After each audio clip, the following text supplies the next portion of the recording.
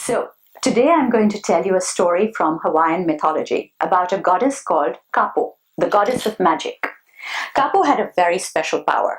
She had the power to detach her vagina from her body and send it wherever she wanted.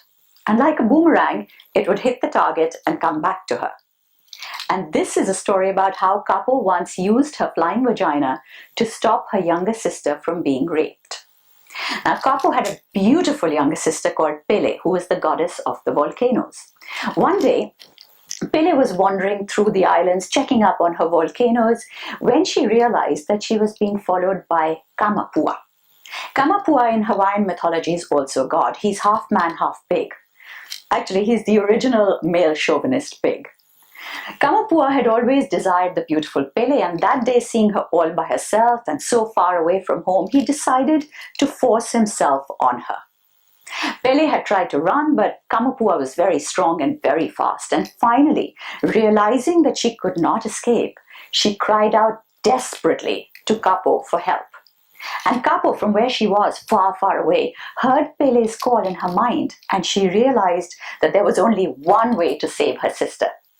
Reaching down, Kapo detached her vagina, and with an almighty swing, she sent it flying across the island, right past Kamapua. A very, very surprised Kamapua, I might add. This is not something you see every day. As you can imagine, the half-man, half-pig immediately forgot about Pele and began to chase the flying vagina.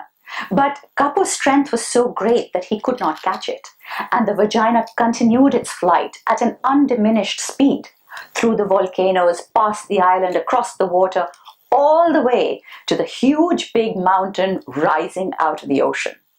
The flying vagina then hit the mountain, and leaving a giant imprint of itself in the rock, it returned to the goddess.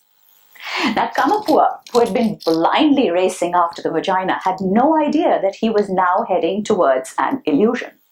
All he could see was the object of his desires, and as the story tells us, he ended up, eventually, in his excitement between a rock and a very hard place. Now you can see why this is one of my favorite stories.